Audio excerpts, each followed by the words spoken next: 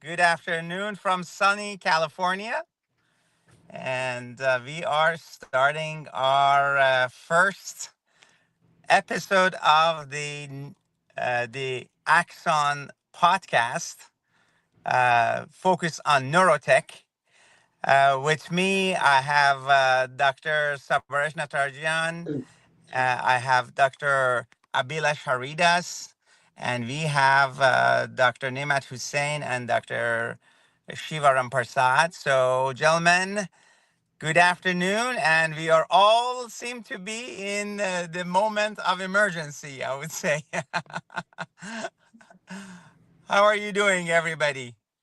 Very Sabaresh, well you done. are in at the middle of the operating room, right? Yes, We're I getting these am. patients treated. And everybody else is out of operating room or in between, emergencies like me. So we are delighted and honored to have you all in this amazing podcast. We'll obviously make it short, but make it exciting.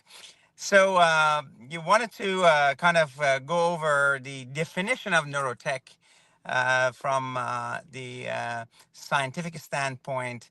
As you know, use of technology and um, uh, different platform from the diagnostics to therapeutics to kind of probe the brain and use it for gathering information or diagnostics and therapeutics. That's kind of in a nutshell is neurotechnology. So going around the table, speaking, uh, Dr. Sabaresh, what is your thought about new or current technologies in neurovascular field and cerebrovascular field? Can you tell our viewers, what are the newest and greatest technologies on treating stroke or AVMs? Um, the biggest thing as far as stroke is the suction catheter technology has improved significantly that we can get into the head very very quick to do stroke interventions. The carotid stents are improving. Access transradial without going through the groin is improving. And we have excellent devices intracranially to give first pass access, which means immediate recanalization. The bigger thing I think in endovascular world today is what we call as endovascular brain computer interfaces, where we are able to implants inside the head, and then we're able to modify neuronal activity, record neuronal activity in patients who have deficits in neuronal function. And that is I think it's going to be the next frontier in endovascular therapy and neurovascular therapy. Great point. Javi, any new frontiers or current exciting therapies for, let's say, for aneurysm and other cerebrovascular disorders? I hope you can hear me okay. Thank you, Babak and the team, for being here. So, briefly, before we get into the newest technologies, your question of what is neurotechnologies, anything that interfaces with neurons or even human consciousness, whether it be through external devices or internally implanted devices, and more recently, also technology that allows you to visualize any of the brain structures and neuronal structures. All that is comprised under the umbrella of neurotechnology. Um, with my specialty being, initially in cranial surgery, the main exciting things are, of course, that I've experienced has been the advent of robotics. I started my career in general surgery, and that was at the point where robotic prostatectomies was becoming very well adopted compared to open surgeries, and I think the technology is gathered up into neurosurgery, especially in the spine world, with robotic uh, technology being used. Uh, but I think the different types of technologies that involve robots or even navigation systems are has given us the accuracy that we need to perform these surgeries safely and effectively for our patients. As far as imaging goes, virtual reality, where you can rehearse certain surgeries beforehand, um, I've utilized that too in my practice, in my prior practice actually. I think there are places where it can be extremely beneficial from especially from an educational standpoint. Sometimes there can be some difficulties with getting it set up as and adding more time to your case or having the infrastructure and support staff needed to utilize these technologies. Just because you have technology, if it interferes with your everyday workflow, then it's not a technology that's saving you time. It may be consuming more time. So I think that is different from each surgeon to surgeon. But I'm excited to see, especially what the future looks like, especially in terms of robotic Okay. technology and even nanosurgery. So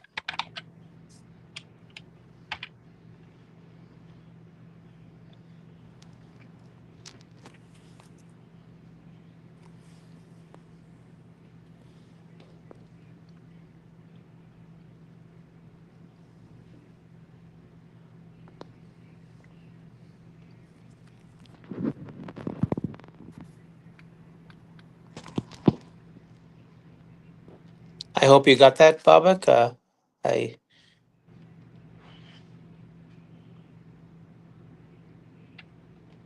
Babak, are you frozen? I think.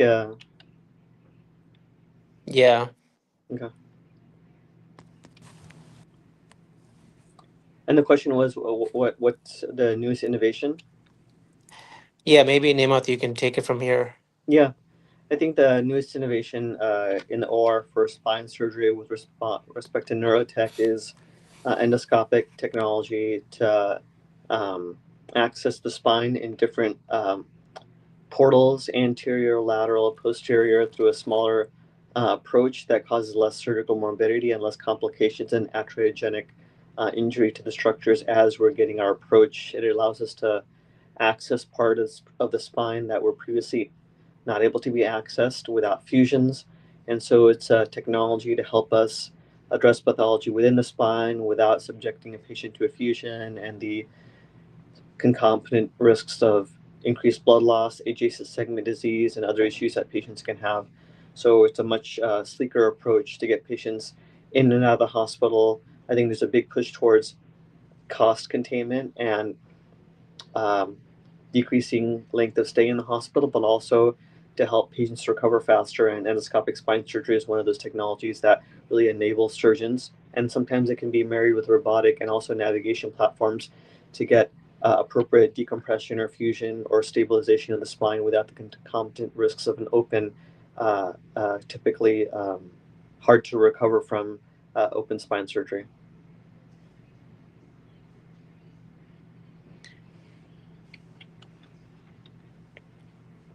Namath, maybe you can mention a little bit about the exciting world of neuromodulation and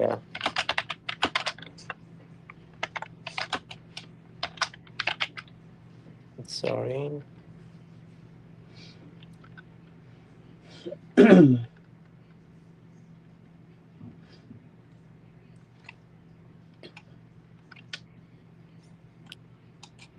Shiva, do you want to take it from here?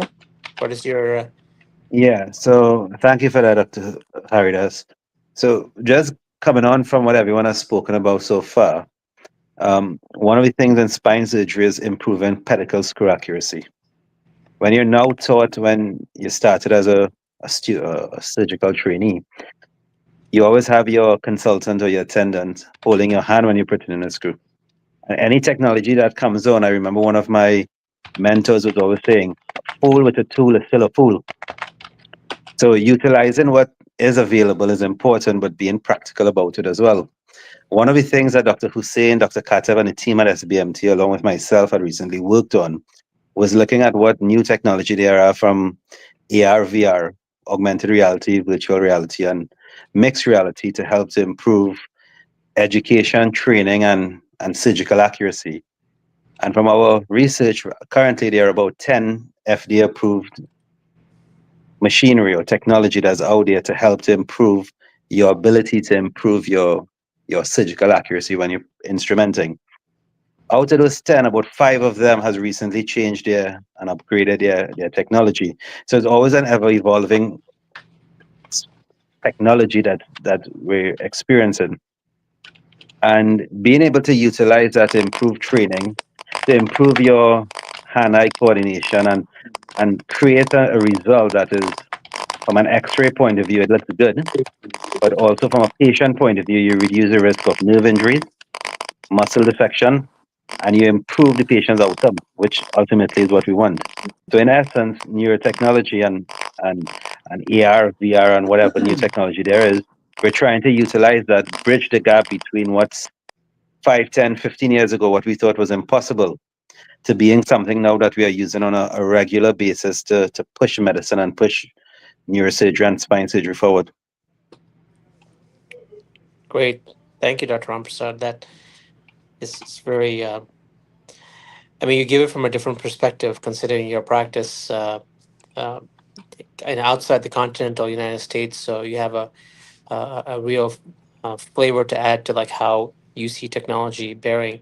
One of the questions that came up, maybe for Dr. Hussein, can say, why are some places, Dr. Hussein is vice chairman at Loma Linda, so he is in a very large university setting. But why are some Shiva, that was places pretty good. afraid of Yeah, I mean, I think we trying have a to good adopt? workflow. Each person should not be repeating. It's nice to kind of do this beforehand. So each person kind of talk about whatever you're in your lane about the focus that you have on. Each of us has a different focus, but also kind of touching on other aspects outside your focus too. But I think we're not repeating each other, and then we're kind of getting a nice answers to that question. Is this the next question that we have on Yeah, here? Why are some places afraid? yeah. You want to take that name out then? All right, we can either wait 5 minutes for Babak or we can proceed. Let's just wait a few minutes. You might just log back on. Oh, sure, yeah. Dr.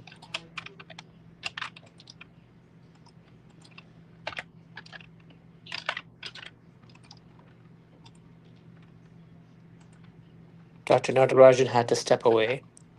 Um,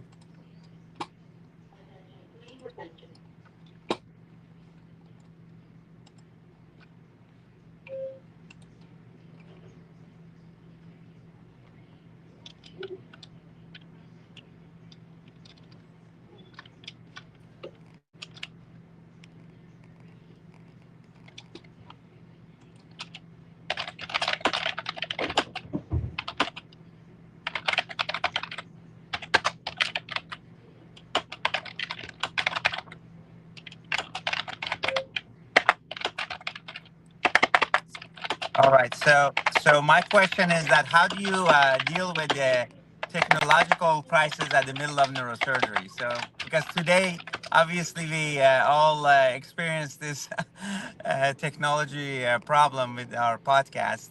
So so if you're doing surgery and something goes wrong, Abby, what's the best way to handle it? yeah, that's a great question, and I think that should be the north star of any trainee that's entering into the field of medicine. You have to come in for the right reasons. Really, as a surgeon, understand your anatomy. Your anatomy is your north star, and that will never lie to you, especially if you understand it well. And once you have crossed that barrier of understanding anatomy and tackling surgery, the technology should be almost like an adjunct that makes you either more efficient or facile or safer. And it should never be the other way around. You shouldn't learn the technology first and then say that, well, the technology is telling me I'm right. And I think that is that is something that's extremely important that at least I preach to. And that was taught to me as a resident, but also very important for new trainees. Um, technology. It's like when you give your uncle who's 85 years old a new iPhone. They don't know what to do with that. They're still going to use it to call you, maybe chat, at most, maybe do FaceTime with you, but you may be able to use it in 100 different applications. And that's the way I look at technology. You know, once you have to still know your basic steps in surgery. And like Dr. Ramprasad pointed out, like a pedicle screw replacement in the spine, one of the most basic things we learn as spine surgeons and neurosurgeons. At the end of the day, if your machine is off, you still have to, know how to put in a pedicle screw, at least using an X-ray, because an X-ray should be like your baseline. And if you don't have an X-ray available, you probably should not be doing that surgery to begin with.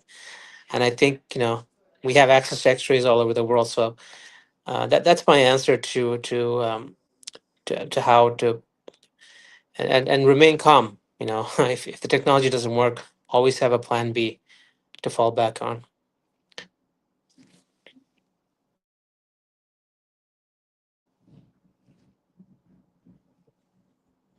Dr. Ramprasad, any thoughts on that? No, I completely agree. Um, you have to always remain close to your basics. Yes, we're trying to push the boundaries and bridge that gap between neurotechnology and not only neurosurgery, but neuroscience. But you still have to stay strong to what you were taught before. You always keep things simple. The KISS principle. I always say keep it simple, Shiva. So you always have to make sure, and if you run into trouble, you always have to have a get out scheme. And basic medical science, what we were taught in medical school, and when you're training and you're working with people more senior, is utilizing what you can to get a surgery done. But ideally, yes, you want to incorporate everything that you learn and all in your technology that you can to make the surgery look better and more effective.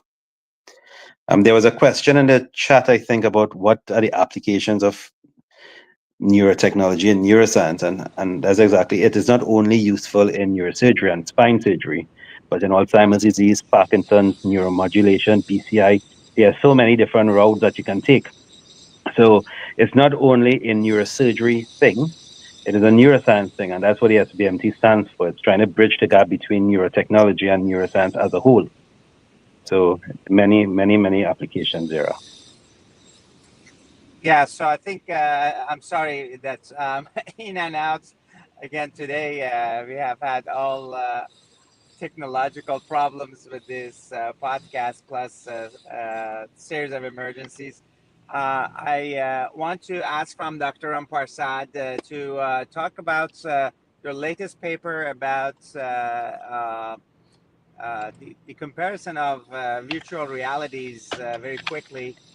Tell us what was the comparison of different technologies that you look at? Yeah, I'd mentioned it briefly when you were off, but just to get into it in a bit more detail, right now there are 10 FDA approved devices that are available for spinal instrumentation.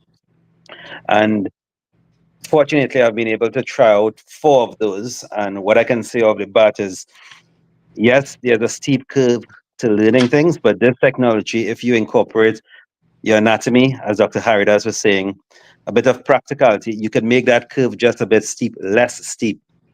And what we have seen from that research and that paper was Great, the technology is great, there, it's great. how you use it. So I think Yeah. we will follow up with this episode on another time. So, any final thoughts from Dr. Haridas or from panelists for this short episode of our the Axon podcast? Yeah, I have a few words. I think our organization, SBMT, has been focused on really trying to connect not only neurosurgeons but neuroscientists to technology. And we want to usher in the new group of free thinkers that have the insight in how to help patients directly and how we can use technology to make that happen. And we are looking at it from a scientific perspective, but we're also completely open to exploring financial uh, setups for support, whether that be capital investment, venture capital investment, or company collaboration. So those are the kind of ideas that we want to generate in our SPMT organization. Yes, in And Gupta. That's what we want to promote at least.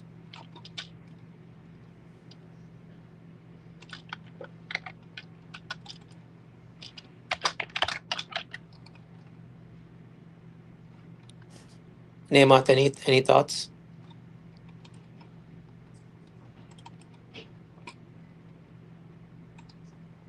Shiva, any closing thoughts?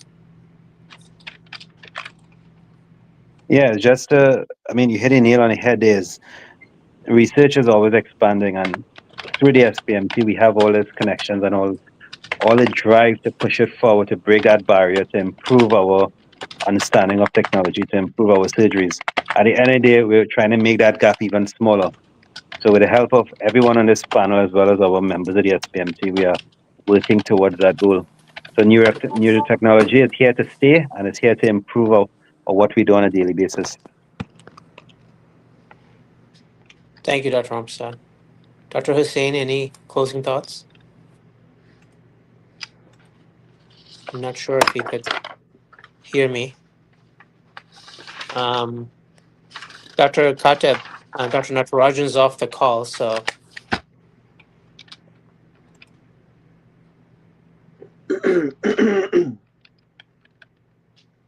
for many of the viewers who don't know Dr. Kateb, he's the president and chairman of SBMT, um, an organization based out of Los Angeles for over the last, I believe, 23 years, and relentlessly looking at opportunities and expanding its footprint within not only Los Angeles, but also overseas with many global initiatives. So, people that are interested to we have a website, sbmt.org, and Dr. Ramprasad is in charge of the fellows and interns. So we're happy to collaborate.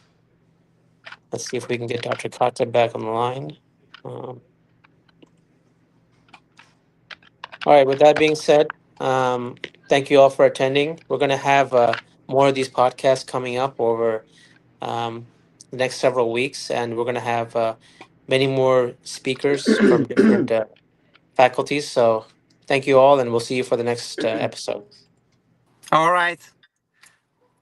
Sorry about all the technical issues, and I think we started neurotechnology based on all types of technological advances going wrong. So, so that tells us that we have to be prepared to improvise, and I appreciate the panelists for this episode.